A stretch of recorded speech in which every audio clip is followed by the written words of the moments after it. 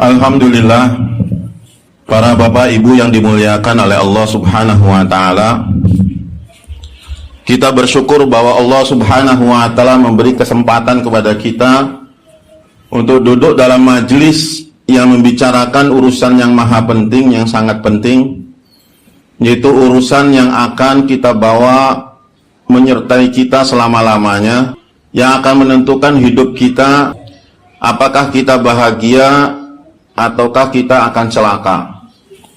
Banyak orang sibuk dengan urusan yang akan ditinggal, tapi lupa dengan urusan yang akan dibawa. Urusan yang akan ditinggal itu menjadi kesibukan sehari-hari, bahkan menjadi maksud hidup, tujuan hidup, sehingga seluruh energi, seluruh tenaga, segala panca indera dikerahkan untuk mengumpulkan sebanyak-banyaknya segala sesuatu yang bakal ditinggal. Rumah akan ditinggal, mobil akan ditinggal, perhiasan akan ditinggal, pakaian akan ditinggal, semua itu bakal ditinggal. Bahkan jasad kita sendiri pun bakal ditinggal. Jasad kita itu sebetulnya hanya kendaraan. Yang namanya badan itu dari ujung rambut sampai ke ujung kaki adalah kendaraan kita. Sedangkan yang aslinya adalah ruh kita. Badan dan jasad ini walaupun kelihatannya berharga, tapi ujung-ujungnya akan menjadi bangkai, akan jadi mayit, akan menjadi jenazah. Kapan itu terjadi? Yaitu ketika ruhnya dicabut dari jasad. Ketika ruh sudah tidak ada, jasadnya tidak bisa berbuat apapun. Bahkan ketika setengah ruh saja, misalkan orang ditimpa stroke, itu jasad sudah tidak bisa berbuat apa-apa. Ruhnya masih ada, tapi sudah kaku. Ruhnya masih ada, tapi sudah lemes, nggak bisa apapun. Begitu lemahnya jasad itu, sehingga kalau tanpa ada ruh tidak bisa berbuat apapun. Ruhlah inti yang menjadi raja dari jasad, sedangkan jasad ini hanya budak saja, hanya kendaraan. Ruh yang mengatur, ini mata bisa berkedip, itu ruh. Mulut bisa berbicara, itu ruh. Tangan bisa bergerak, itu ruh. Kaki bisa berjalan, itu adalah ruh. Ruh yang menentukan. Seandainya tanpa ada ruh, semua itu tidak bisa berbuat apapun. Mata tidak bisa berkedip, telinga tidak bisa mendengar, mulut tidak bisa berbicara, tangan tidak bisa bergerak, kaki tidak bisa berjalan. Bahkan yang di dalaman kita sendiri, yang namanya darah tidak bisa mengalir, jantung tidak bisa berdetak, semuanya akan menjadi mati. Tidak ada harganya sama sekali. Seseorang kalau sudah kehilangan ruh, maka akan disebut mayit. Dan siapapun tidak akan mau tinggal bersama mayit. Sesayang-sayangnya suami, secinta-cintanya istri, tidak ada yang mau menemani pasangannya ketika sudah rohnya tidak ada. Apalagi untuk bersama-sama di dalam kubur, tidak ada yang mau. Walaupun dinyatakan cinta sehidup semati, tetap kalau sudah meninggal dunia, maka mayit akan ditinggal dalam keadaan sendirian. Semua orang yang dicintainya, semua orang yang disayanginya, semuanya akan berpisah. Tidak ada yang mau bersama lagi. Inilah hakikat kehidupan, urusan yang mesti kita pikirkan. Karena kematian itu suka atau tidak suka akan datang, terima tidak terima akan datang. Dan datangnya tidak pernah assalamualaikum, tidak pernah ngasih tahu. Kita menyangkanya bahwa maut itu datang tiba-tiba. Padahal Allah sering mengingatkan. Bahkan dalam kejadian-kejadian kehidupan kita itu banyak sebenarnya peringatan dari Allah yang ditunjukkan kepada kita bahwa kamu pun akan mati. Lihat di sekeliling kita, berapa banyak orang-orang dari keluarga kita yang kita sayangi, yang kita cintai, yang akrab dengan kita, yang dekat dengan kita, yang tadinya sehat walafiat, yang tadinya kuat luar biasa, tapi akhirnya mati juga. Intinya bahwa kita tuh diberitahu pada satu saat kamu juga akan dapat gilirannya. Sesehat apapun orang, dia akan mati juga. Sekaya apapun orang, dia akan mati juga. Sesakit apapun orang, dia akan mati juga. Setinggi apapun jabatan seseorang, dia akan mati juga. Tidak ada pahlawan yang selamanya. Tidak ada yang pendekar selamanya, semuanya pun akan mati. Dan begitu ruh meninggalkan jasad, disitulah terputus hubungan kita dengan alam dunia ini. Yang kita pikirkan jasad ini luar biasa, kita habiskan seluruh daya kemampuan kita, energi kita, tenaga kita, otak pikiran kita untuk mengurusi jasad ini. Gimana supaya rambut bagus, bagaimana supaya alis bagus, bagaimana supaya hidung mancung, bagaimana supaya kulit putih, bersih, bersinar, bagaimana supaya gigi kita indah, bagaimana badan kita sehat. Ini semua kita urus. Kadang-kadang tidak perlu sekedar pemikiran dan tenaga, uang, biaya, harta, untuk kosmetik, untuk make up, untuk senam, untuk aerobik, untuk itu dan sebagainya, banyak menyita kehidupan kita. Itu untuk mengurusi tubuh, untuk mengurusi jasad, untuk mengurusi badan saja. Berbagai macam usaha, upaya diusahakan. Tapi begitu maut datang, sudah tidak bisa berkutik. Kulit yang mulus, yang indah, yang putih, yang cemerlang, yang setiap hari diurus, dibedaki, disikat, disabuni dan sebagainya, akhirnya terbujur kaku juga. Rambut yang biasa disisir berjam-jam di depan cermin, di depan kaca, yang kita ikat, yang pergi ke salon, yang kita krimbat, akhirnya pun juga tidak bisa apa-apa. Dalam hal ini bukan berarti tidak boleh mengurusi badan, itu sunnah Nabi SAW. Perintah Allah, keselamatan diri, keselamatan jasad itu wajib kita jaga, wajib hukumnya. Menjaga fisik ini menjaga satu kewajiban kita. Tapi bagaimana supaya ini tidak mengambil, menyita waktu kita dalam perhatian kita kepada akhirat. Jasadnya diurus tapi rohnya tidak diurus. Ini yang tidak boleh. Orang punya mobil dicuci terus setiap hari, punya motor setiap hari, pagi sore dicuci, pagi sore dicuci. Pergi ke salon mobil, pergi ke salon motor, dicuci, disikat, beli pakai minyak-minyak yang mahal-mahal. Tapi yang punyanya nggak pernah mandi, yang punyanya nggak pernah diurus. Motornya bagus, kinclong, cakep, tapi yang punyanya ruwet, bau, berantakan. Itulah keadaan apabila kita ngurusi jasad tapi tidak ngurusi ruh. Ada orang punya rumah bagus, lantainya marmer, dindingnya marmer, pintu-pintunya, jendela-jendelanya semua yang mahal-mahal punya, perabotannya plus eksklusif, mewah. Tapi orangnya sendiri nggak diurus, yang punya rumahnya, ya Allah, mandi nggak pernah, ngurus diri nggak pernah, sisiran nggak pernah. Orang baru datang di pagernya saja sudah nyium bau badannya nggak enak banget. Orang salah kaprah, mengurus yang zahir tapi yang batin tidak diurus. Jasad diurus, rohani tidak diurus. Nah, Islam tidak seperti itu. An-nadhafatu minal iman, kebersihan itu sebagian daripada iman. Kebersihan jasad, kebersihan fisik, juga kebersihan batin.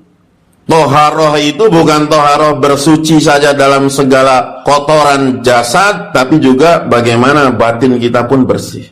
Kalau kendaraan misalkan dari Jakarta ke Surabaya, berapa kali isi bensin, habis full tank lagi, habis full tank lagi, habis full tank lagi. Tapi supirnya nggak pernah dikasih makan, nggak pernah dikasih minum. Yang ada bukan nyampe ke tujuan, tapi yang ada bisa celaka di jalan.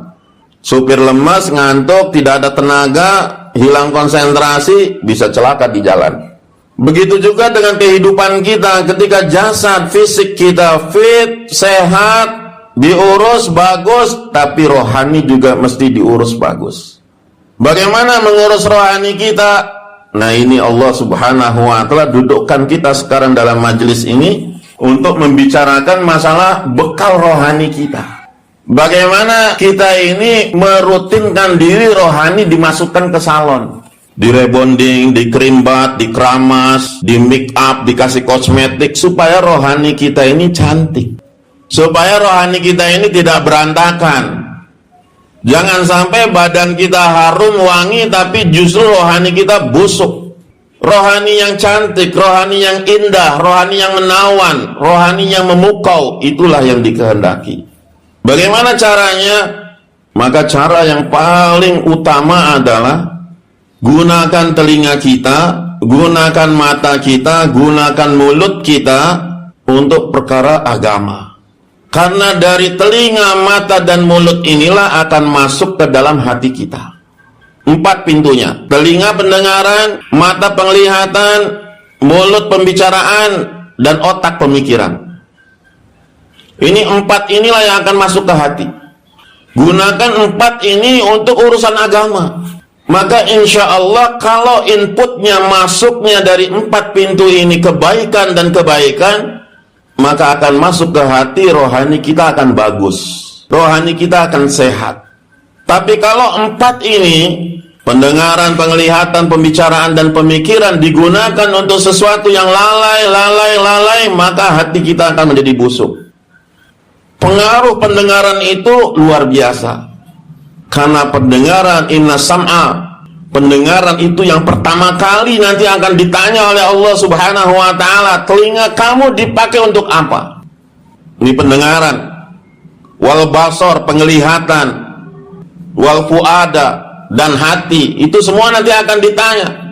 Karena anhu mas'ula, semuanya ini akan ditanya oleh Allah Subhanahu wa ta'ala. Apa yang kamu dapatkan melalui telinga, apa yang kamu dapatkan melalui penglihatan, melalui mata, melalui pembicaraan, dan juga melalui hati kamu tuh. Allah akan tanya semuanya itu kapan? Nanti ketika roh kita akan dibangkitkan di hadapan Allah Subhanahu wa ta'ala. Maka mendengar ini perkara yang paling penting. Apa yang dia dengar? Fabashshir ibad. Allah Subhanahu wa ta'ala firmankan, berilah kabar gembira kepada hamba-hambaku, yaitu mereka alladzina yastami'una al-qawla fayattabi'una ahsanah. Orang yang mendengar, yastami'una al-qawla itu adalah orang yang ingin dia dengar, bukan sekedar dengar. Sekarang kita ini dengar macam-macam suara nih. Ada suara motor, ada suara nangis, ada suara apa macam-macam. Itu tidak ingin kita dengar. Tapi yang ingin kita dengar itu nanti dihisab oleh Allah SWT. Kalau yang nggak sengaja kita dengar, itu kita tidak dihisab. Tapi yang ingin kita dengar, itu yang bakal dihisab. Sengaja nyetel musik, berarti pengen denger. Sengaja nyetel televisi, dangdutan, berarti pengen dengar. Sengaja nyetel film Korea, berarti pengen dengar. Sengaja datang ke orkes, dangdutan, berarti pengen dengar. Tapi kalau tidak sengaja dengar, nggak apa-apa. Itu kita memang tidak ingin dengar. Tapi yang Allah firmankan tadi, berilah kabar gembira kepada orang-orang yang mereka ingin dengar kebaikan. Ingin dengar kebaikan. Datang ke pengajian, pengen dengar kebaikan. Datang ke majelis taklim, itu ingin dengar kebaikan. Nyetel bayan-bayan, itu ingin dengar kebaikan. Buka YouTube, dengar ceramah-ceramah, itu pengen dengar kebaikan. Ini insya Allah akan menjadi masukan yang paling berpengaruh kepada hati kita. Seorang ibu misalkan biasa pergi ke pasar, nah itu banyak yang dia dengar itu.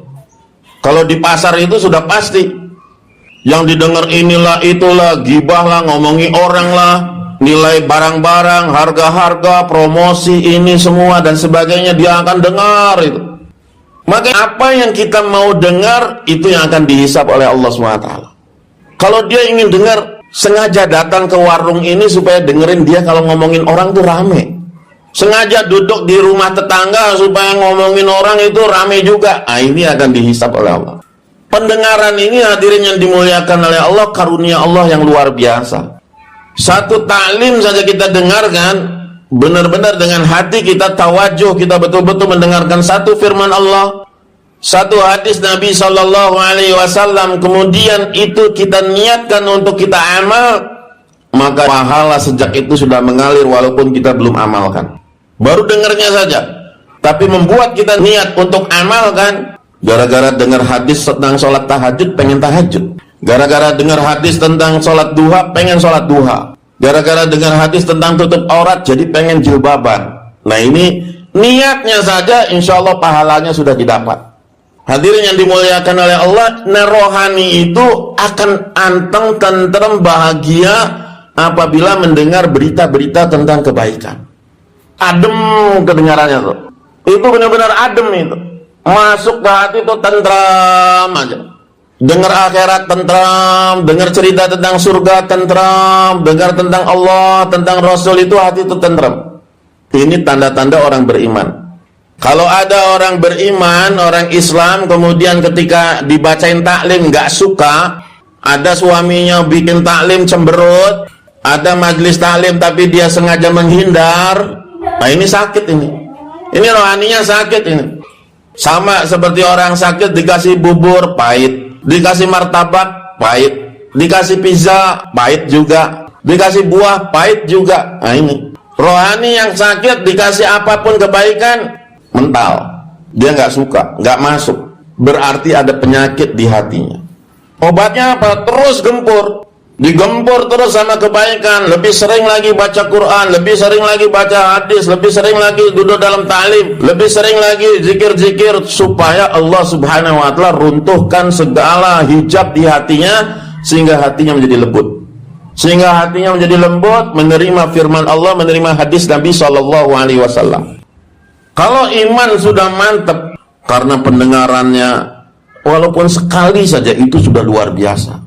Asiyah itu istrinya Fir'aun. Ketika Asiyah masih gadis, memang terkenal cantik jelita. Dilamar sama Fir'aun. Siapa sih perempuan yang tidak suka kalau dilamar oleh raja? Dilamar Pak Camat, dilamar Pak Bupati, orang pasti sudah suka. Ini gadis Asiyah dilamar oleh Raja Fir'aun. Sudah kaya raya, jabatannya tinggi, berkuasa, pasukannya luar biasa, tapi justru Asiyah bukan lihat itunya. Asiyah tidak lihat Fir'aun dengan kekayaannya, pasukannya, senjatanya, kekuasaannya, kedudukannya, tidak dilihat oleh Asiyah. Asiyah melihat bahwa Fir'aun ini raja yang zalim. Maka Asiyah menolak lamaran Fir'aun. Ditolak oleh Asiyah, Fir'aun marah. Siapa yang tidak tersinggung? Semua orang bisa antri untuk dinikahi oleh seorang raja, ini malah menolak. Maka Fir'aun marah. Asiyah tidak tergiur dengan kekayaan, tidak tergiur oleh jabatan, oleh kedudukan. Oh, nanti dia akan jadi ratu. Tidak. Ini kalau dilihat dengan zaman sekarang, berapa banyak wanita yang memurahkan dirinya, harga dirinya hanya karena harta, hanya karena materi saja. Tapi ini Asiyah radhiyallahu anha, dia tidak tergoda sedikit pun. Dia tidak tergiur sedikit pun dengan kekayaan, kedudukannya Fir'aun. Sehingga Fir'aun marah, dan Fir'aun pun akhirnya menyuruh tentaranya untuk menangkap kedua orang tua Asiyah. Ditangkap ibunya, ditangkap bapaknya, disiksa bapak ibunya. Raja yang zalim, semau apa dia saja bisa dilakukan. Melihat bapak ibunya disiksa, akhirnya Asiyah pun luntur. Akhirnya Asiyah mengalah dan dia menerima lamaran Fir'aun. Dinikahi oleh Fir'aun. Asiyah lebih memikir daripada ibu bapaknya celaka, biarlah dirinya yang menjadi korban. Tapi hatinya bersih. Masalahnya itu adalah rohaninya bersih. Asiyah ini memiliki hati yang luar biasa bersih. Terjaga, ini namanya rohani yang bersih. Sudah fisiknya bagus, jasadnya bagus, indah, cantik, jelita, hatinya pun bersih. Mohon maaf kalau urusan cantik jelita, banyak artis-artis yang luar biasa cantiknya, tapi hatinya belum tentu bersih. Maka ketika dinikahi oleh Fir'aun, tinggal di istana, segala kemewahan duniawi, materi semuanya tersedia. Tapi Allah takdirkan Asiyah tidak punya anak. Ketika mendapatkan bayinya Musa alaihissalam yang dialirkan ke sungai dan masuk ke sungai di dalam istana, maka Asiyah begitu suka sekali dengan bayi itu. Padahal ketika itu Fir'aun sudah tahu bahwa inilah bayi yang akan membawa petaka bagi istana dia. Fir'aun sudah tahu, ini bayi ini nih yang bakal membawa segala petaka bagi kerajaannya, tuh ini yang dimimpikan oleh dia. Tapi Asiyah membujuk Fir'aun, dibujuk, dirayu. Melihat istrinya merayu, ini kekuatan yang Allah berikan kepada wanita itu apa? Pandai merayu. Kenapa sekarang koruptor banyak di mana-mana? Itu rayuan perempuan. Udah tahu suaminya gajinya cuma segitu, tapi mintanya macam-macam. Sudah tahu suaminya tuh nggak mampu, tapi terus nuntut inilah, nuntut itulah, pengen ini, pengen itu, sehingga suaminya mau berbuat dosa, mencuri, menipu, dan sebagainya. Ini di dalam Al-Quran Allah sudah terangkan. Lihat, Asia itu merayu seorang raja yang zalim, yang bengis, yang kejam, yang tahu bahwa bayi itu bakal jadi musuhnya. Tapi dirayu oleh Asia sehingga Fir'aun pun menerima. Tumbuhlah bayi itu menjadi kanak-kanak, kemudian tumbuh lagi menjadi remaja, tumbuh lagi menjadi dewasa. Ketika pemuda itulah Musa alaihissalam menyampaikan kalimatullah kepada Asia, menyampaikan keimanan risalat Allah kepada Asia radhiyallahu anha. Maka di situ Asia terbuka hatinya. Wanita apapun, walaupun di dalam istana gemerlap dengan segala kemewahan dunia, tapi ketika hatinya bersih, ketika rohaninya bersih, maka mudah menerima keimanan. Mudah menerima keimanan. Yasrah sadrah, terbuka hatinya. Dibuka hatinya oleh Allah SWT, sehingga menetaplah iman dalam hati Asia radhiyallahu anha. Dia mengikuti ajarannya Nabi Musa alaihissalam. Sampai ketika Nabi Musa alaihissalam menjadi musuh kepada Fir'aun pun, di situ Asia membela kepada anaknya. Anaknya bermusuhan dengan suaminya. Dia lebih memilih anaknya daripada suaminya. Dia tahu bahwa anaknya itu buron. Dia tahu bahwa anaknya itu bakal dihukum mati, bakal dipancung, bakal dibunuh oleh suaminya. Tapi ia tetap membela anaknya. Sehingga ketika Fir'aun tahu bahwa Asia telah menerima keimanan yang ditawarkan, yang diajarkan oleh Musa alaihissalam, maka langsung Fir'aun murka kepada Asia. Bukan sekedar murka, bukan sekedar marah. Ketika murkanya, marahnya tidak digubris oleh Asia, maka Fir'aun panggil Algojo yang paling kuat untuk menyiksa istrinya sendiri. Asia disiksa oleh Fir'aun, suaminya, suami yang sah. Bukan suami yang abal-abal, suami yang sah. Siang, malam, pagi, sore, terus dicambuk, disiksa. Supaya Asia tinggalkan ajarannya Musa, kembali beriman kepada Fir'aun. Tapi Asia tetap bertahan. Seorang wanita lemah sebetulnya. Apa yang dikuasai oleh wanita? Tidak perlu disiksa pun, sekali tampar pun mungkin tumbang. Sekali pukul mungkin roboh. Tapi yang kuat pada diri Asia adalah keimanannya. Keimanan yang kokoh, keimanan yang teruji, yang mantap, yang kuat, yang tidak bisa dirubah dengan apapun. Sehingga Fir'aun sudah murka, sudah marah, sudah betul-betul tidak tahu apa yang akan dilakukan kepada istrinya ini. Cara halus sudah, cara lembut sudah, cara kasar sudah, dengan siksaan sudah. Tetap Asia tidak berubah. Dia jaga keimanannya kepada Allah sampai akhir hayatnya. Sehingga akhirnya dikatakan dalam riwayat, tangannya diikat dengan rantai, kakinya diikat dengan rantai. Kemudian ditarik oleh kuda-kuda yang kuat tenaganya ke arah yang berlawanan. Sehingga berantakan tubuhnya. Tubuh Asia berantakan luar biasa. Oleh suaminya sendiri, bukan oleh orang lain. Semata-mata membela keimanan kepada Allah. Kenapa? Karena rohaninya kuat, rohaninya bersih, rohaninya dijaga, rohaninya senantiasa dipelihara. Ketika tahu bahwa ajalnya sudah tidak lama lagi, maka apa kata Asia? Bukannya takut, bukannya gemeter. Tangan sudah terikat dengan besi, kaki sudah terikat dengan besi, kuda-kuda sudah disiapkan untuk menarik dirinya. Apa kata Asia ketika itu? Asia bukan minta ampun, bukan minta maaf, bukan merendah kepada Fir'aun, tapi Asia justru bermunajat kepada Allah. Karena saat itu, detik-detik terakhir kehidupannya, tiba-tiba Allah bukakan pandangan matanya, sebuah istana yang cantik, indah, luar biasa. Tiba-tiba Asia melihat istana yang begitu indah, istana yang bakal diberikan kepada Aisyah nanti di surga. Istana yang sudah disiapkan oleh Allah Subhanahu wa ta'ala nanti di surga. Istana itu dilihatkan kepada Asia. Sebelum matinya, sebelum ajal menjemputnya, Allah janjikan apapun kesusahan yang diterima oleh Asia, dibayar dengan istana yang lebih indah lagi. Dia tinggalkan istana, dia sudah hidup di istana, dia mesti tinggalkan istana, dalam penjara, disiksa luar biasa oleh penjaga Fir'aun dan para pengawalnya. Tapi Allah katakan, jangan cemas wahai Asia, jangan takut wahai Asia, jangan sedih wahai Asia, istanamu di dunia aku ganti dengan istanamu di akhirat, di surga yang beribu-ribu berjuta-juta kali lipat indahnya. Maka akhirnya Asia pun lafadznya yang terakhir dia berkata, Rabbi bnili indaka baitan fil jannati wa najini min fir'auna wa amalih wa najini minal qaumiz zalimin. Ini termaktub di dalam Al-Quran. Asia memohon kepada Allah, ya Allah, bangunkanlah bagiku baitan fil jannah, istana di surga seperti yang Allah lihatkan itu. Wa najini min fir'auna wa amalih, dan peliharalah aku, ya Allah, selamatkanlah aku dari Fir'aun dan perbuatannya, dan selamatkanlah aku dari perbuatan orang-orang yang zalim.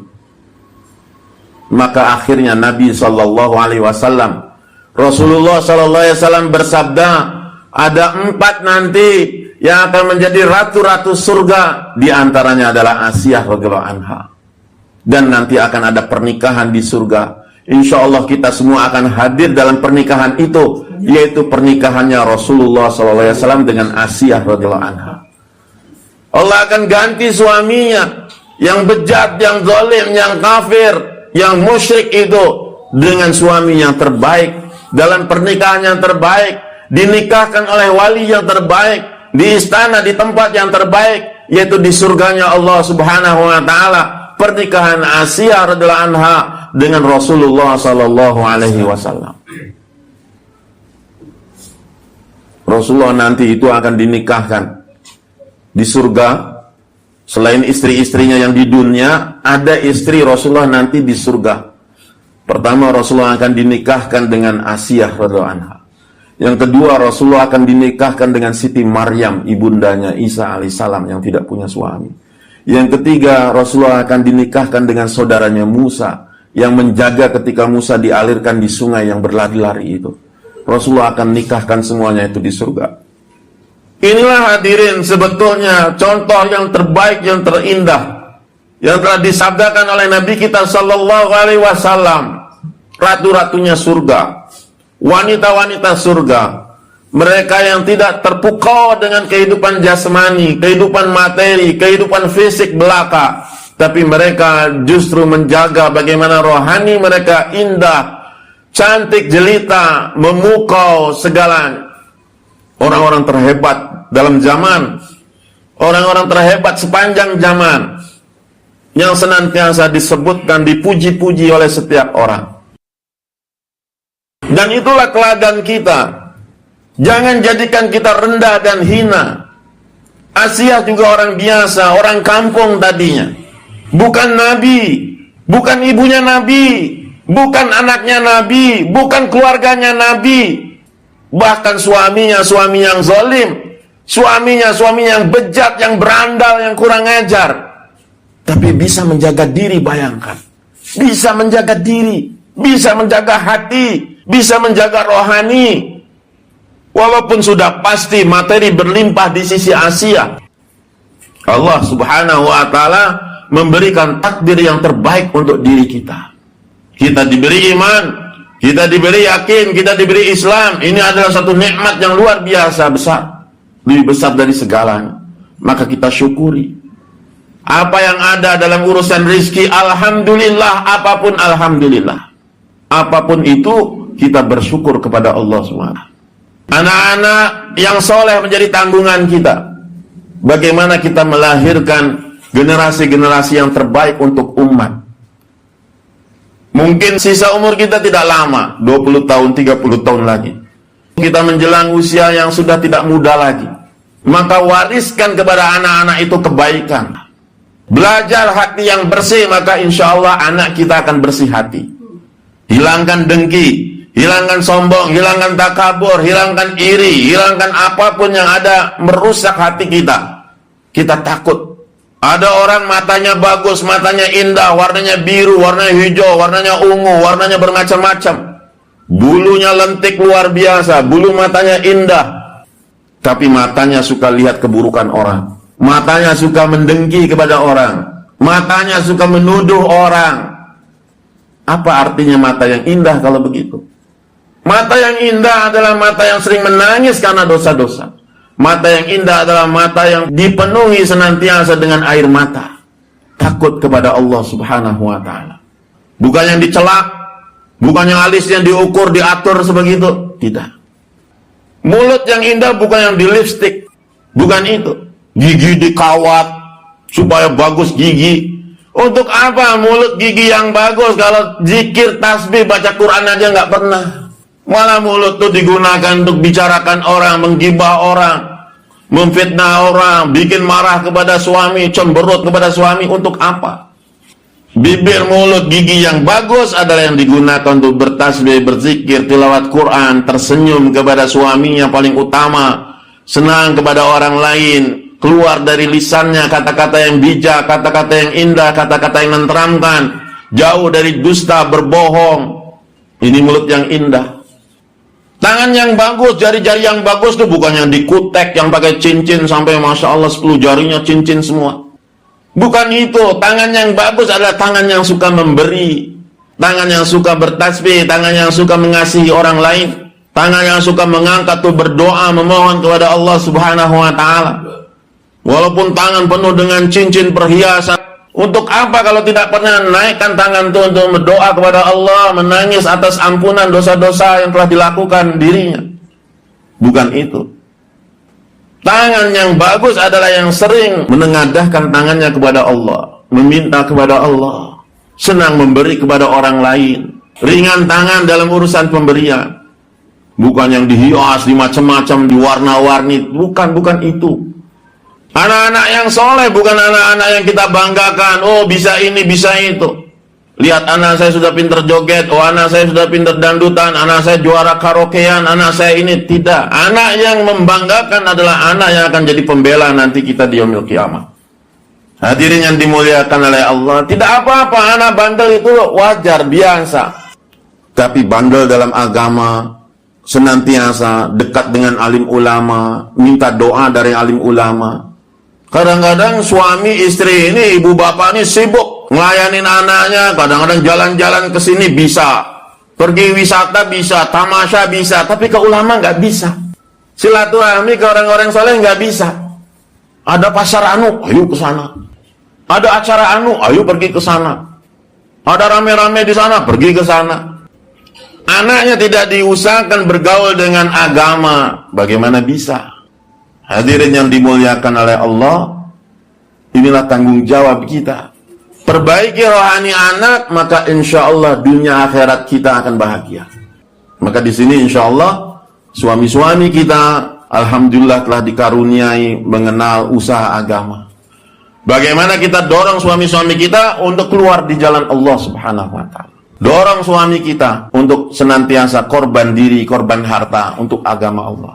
Dorong suami-suami kita untuk dekat dengan orang-orang soleh, dekat dengan wali-wali Allah, dekat dengan alim ulama, dekat dengan, ini penting untuk pergaulan kita di akhir zaman ini. Karena Allah akan lihat bagaimana pergaulan. Allah akan lihat bagaimana kesibukan kita setiap hari.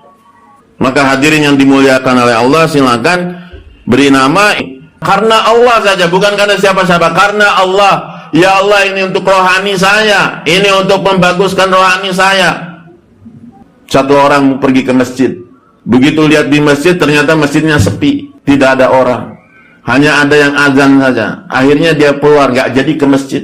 Gak jadi ke masjid, dia duduk di warung. Pas di warung dia kemudian dia kenalan sama orang. Ternyata orang itu kerjanya di diskotik. Akhirnya lama-kelamaan dia pun akrab dengan orang itu, dia pun pergi ke diskotik. Tidak jadi ke masjid, akhirnya dia ke diskotik. Akhirnya dia sudah ketagihan ke diskotik, tiba-tiba Allah cabut ajalnya di diskotik. Kenapa? Karena dia menolak, karena dia lari dari rahmat. Dia sudah ke masjid, dia sudah datang ke masjid, cuman dilihat masjidnya tidak ada. Ini orang kampung apaan kok masjidnya sepi? Dia nggak jadi ke masjid, dia duduk di warung saja. Nauzubillah. Orang datang ke majelis taklim, oh tidak ada yang taklim, cuma dia pergi Terus dia cerita, oh ini majelis nggak ada orangnya. Majelis apaan? Orangnya sendiri nggak mau pada duduk. Allah tutup hatinya. Maka istighfar kita. Bukan untuk itu kita datang atau tidak datang, bukan untuk kita lihat orang, tidak. Kita memperbaiki rohani kita. Rame tidak rame, duduk sudah bismillah. Ada orang tidak ada orang, duduk bismillah. Insyaallah itu silakan ibu-ibu untuk tazkir satu sama lainnya. Mudah-mudahan Allah SWT beri kita taufik untuk dapat amalkan. Subhanallah wa bihamdi, subhanakallahumma wa bihamdika.